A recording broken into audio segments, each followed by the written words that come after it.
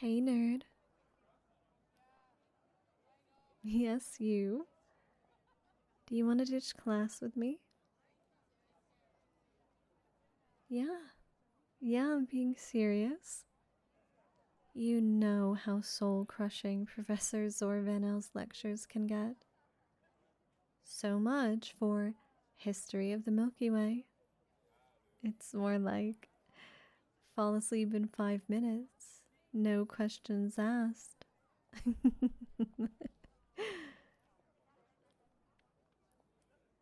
Look, I know you're serious about your studies, and I respect that.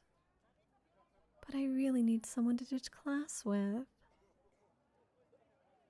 My friend Armilia canceled because her boyfriend just texted her that he's coming over from Plantation 7 in like 5 minutes. Talk about timing.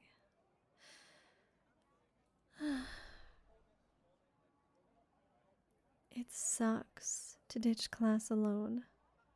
Not to mention, it's even more boring than the lecture we've got coming. I really need a partner. Come on, work with me here. You want to know where we're going? Well, I can't tell you that. It's a surprise. But you'll like it. I promise. I've got my car hovering right over there. See? Don't you want to get in? Please. This isn't a ploy to kidnap you. You're under government protection, remember? And you know I'm supposed to be the princess of Solstice, right? Even if I never signed up for it. Look, if anyone is in danger of being kidnapped, it's me. You could probably get a good ransom for holding me hostage. And I wouldn't even mind as long as we get to skip class. Please. You could attend college tomorrow. The day after tomorrow. The day 2 years from tomorrow. But an opportunity like this only presents itself once in a lifetime. Yeah, for real. Imagine telling your future kids 30 years from now, hey kids, this one time I ditched a galactic history class to hang out with the princess of this planet. We had strawberry flavored smoothies and tons of adventures. That sounds like a way cooler story than, yeah, Professor Van L. He was rad. You won't be having kids? Not with that attitude, you won't. Just help a girl have some fun, alright? Pretty please. You have no idea how rare it is for me to get a chance to sneak out like this. Hmm? Did you just... Oh, thank you, thank you, thank you. And yes, totally. I guarantee you won't get in trouble. I promise to bring you back in one piece. The Princess of Solstice gives you her word. Your safety is now my sacred responsibility.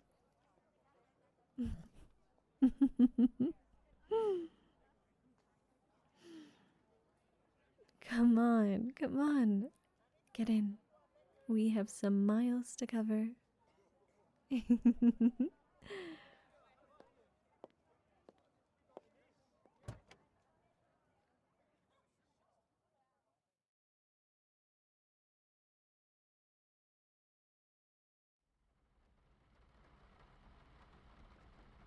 You know, I really thought today was going to be a sunny day. Oh, we do have those. Just very rarely.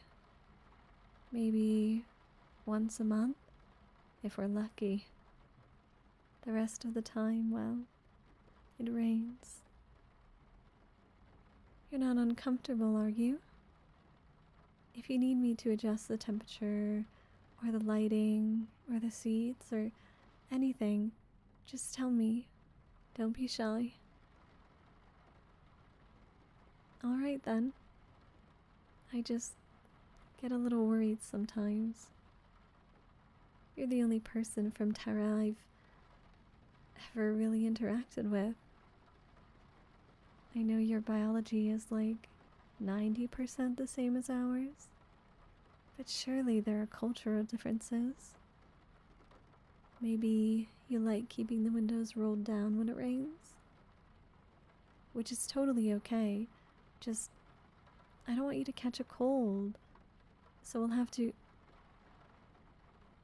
Oh, I see. I'm sorry for assuming, by the way. I didn't mean to offend you. Well, there's clearly a lot I still need to learn about Terra.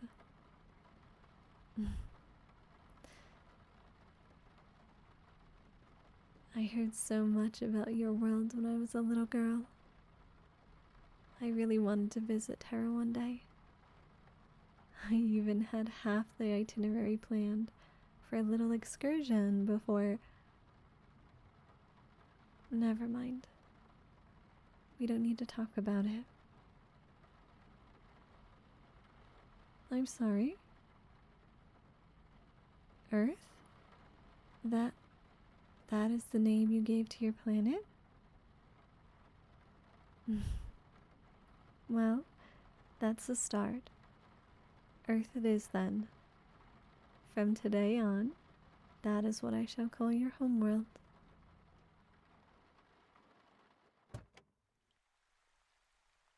Watch your step now, and please keep your hood on.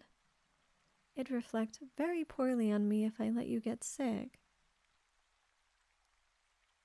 Yeah, we're outside the city proper. Out here, it's just fields and forests. And Plantation 5, right over there. We're going to the top. Come along now. Yes, it's necessary. Because I'm a princess, and I said so. You can't say no to a princess. I'm pretty sure there's a law in support of that somewhere. Well, there should be. Just wait until I become queen. Ha, ha. Very funny. Would have been more effective if you hadn't nearly tripped over just now. The ground is slippery, isn't it? You know what? Here, just take my hand. It'll be faster this way. Yes, yes, it's necessary.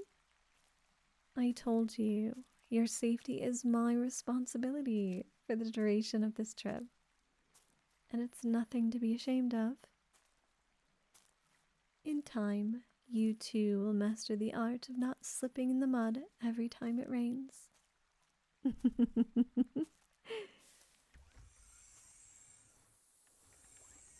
You think this plantation looks big?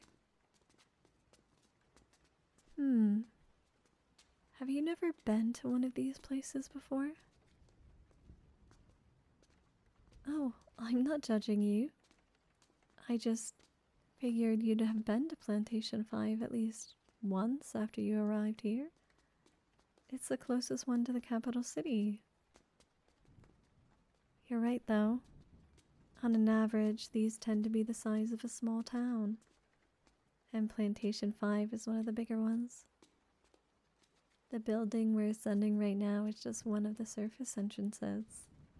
Speaking of, Watch your step. A lift? Really? It's not even that high.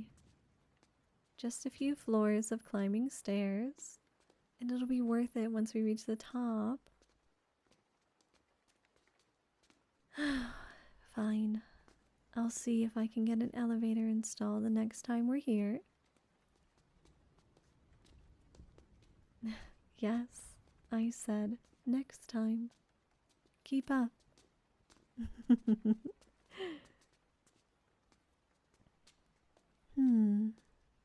That is a good question.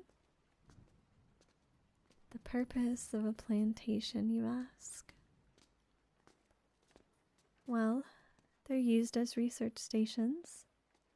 If the city is industry and engineering, then this is where the science happens. All manner of theoretical research, experimentation, knowledge acquisition, the works. But the main purpose, I suppose, is something else. It's an archive. All the knowledge we've gathered and shall gather of other worlds than our own.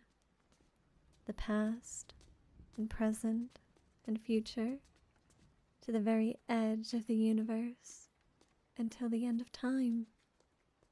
All of it is stored in the central reservoir of a plantation. Billions of zettabytes of information and ever expanding. Oh, it's all accessible via the extranet, but being here in the flesh, it just feels different, you know? It's like the difference between reading a book on a smart glass and holding the book in your hand, physically. I suppose this plantation is the closest thing we have to a library.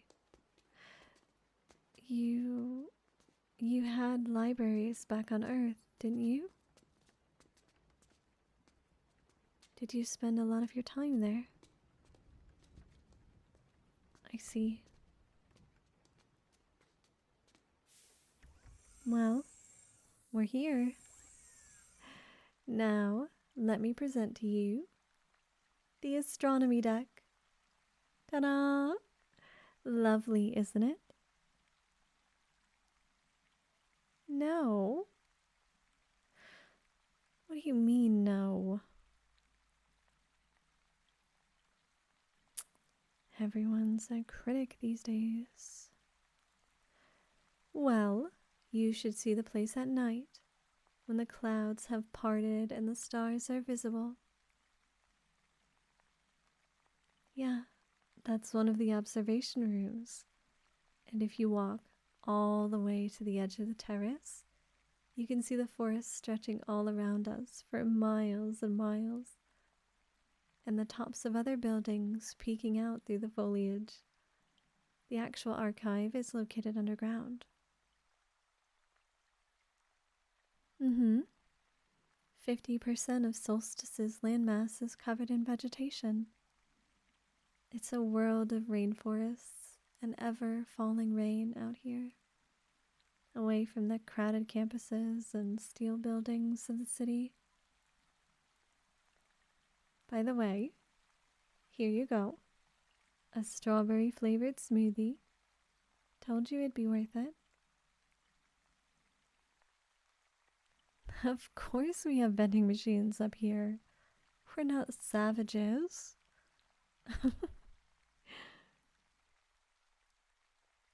Your hood is working properly, right? Is your hair still dry?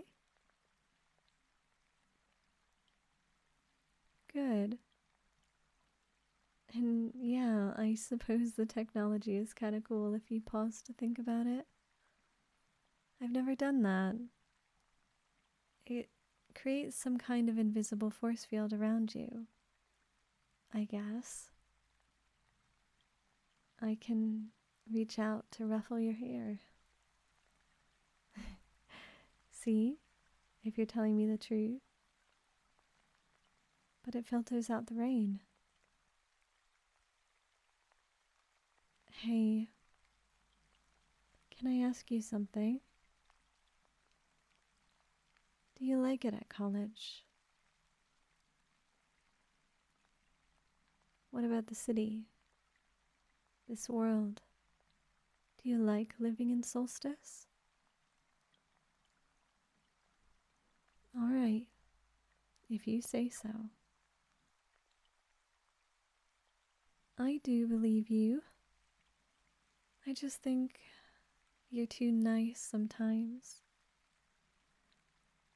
I know the government has been sponsoring you and the few hundred humans that were brought here from Earth, but you're under constant surveillance. Control is the other side of security. They may let you move around freely, but they're watching you. You're not a refugee. You're a visitor, a guest, a member of the first generation of humans to set foot on this world. Please don't talk about yourself that way. No. You don't know my family or the Senate anything. We just did what we felt was necessary. But there was only so much we could do. I'm sorry they brought the plague to your homeworld. We're all victims of entropy. But once they arrive, there's only decay. Only acceleration towards the inevitable end. They are judge, jury, and executioner. And what they think, feel, and dream is beyond the reaches of sentient life. You don't have to understand it, but please know that you're safe. This world isn't on the path of a cataclysm for at least 1 billion years from now. I can't imagine what you've been through. I wish things were different. But you're stranded here, brought without your consent so you can be safe, only to get treated as a second-class citizen. Not that bad. They call you Z5. That's not normal. I'm sorry for calling you nerd earlier, but it definitely beats Z5. You're a person, not a specimen. I can't keep calling you nerd, can I? What's your name? You must have had one on Earth, right? Hey, are you okay? You can tell me what's wrong. You can't remember your name? You suffered selective amnesia from the warp drive. It must have affected a few of your memories. Well, I don't want to keep calling you nerd or Z5. Would it be okay if I gave you a name? Yeah, just a name for me to call you by. It can remain just between the two of us if you like. Yes, really. Thanks. I really appreciate you letting me do this. And I have just the right name for you in mind. How about Blue? Because when it stops raining, the sky over Solstice is always blue. Pale during the day and midnight blue at night, full of stars. I used to come here with my parents, and later with Armilia, to watch the sky whenever I felt a little sad. Lately, I seem to just be coming here alone at night whenever I get the chance to sneak out of the palace. And I just lie here on the ground and look up at the stars, teeming and numerous. And somehow, the sight always makes me feel a little better than when I climbed up the stairs. You just remind me of that. I can't really explain it. I'm not trying to be weird or anything. You don't have to agree to the name if you... Really? You think it's alright? Well then, Blue. I, Princess Adoria Fluerva Zelani, heiress to the throne of Solstice, officially welcome you into my circle. From here on, we'll be the closest of friends, right?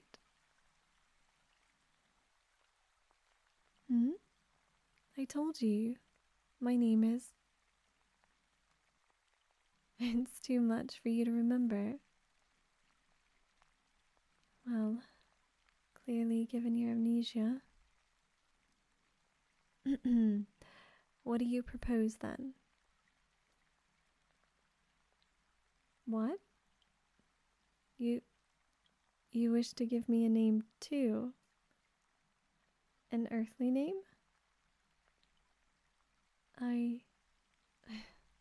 That can be arranged. Fine. You may bestow a name of your choice upon me. What is it? Sophie? Why did you choose that particular name? Because I sound like a Sophie? What is that supposed to mean? You're quite strange, you know that. But I suppose you had your own customs back on Earth. Very well. You may call me Sophie when we're in private. You're welcome. Now, finish your smoothie and come along. We have to get back before anyone notices we're missing.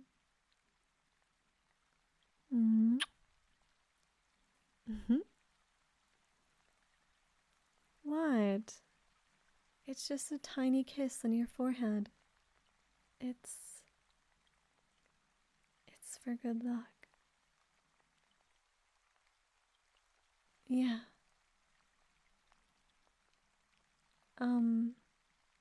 Hey. You know, I believe we have history of the Milky Way same time tomorrow. And my friend Armilia is going to be busy for the rest of the week because of... Yeah, her boyfriend. So, I was just wondering, Blue, can I see you again tomorrow? To all of my patrons, thank you so much for supporting me. And to my spirit guides, Derp, Raptor, Doofy, and Sadira, thank you, thank you, thank you.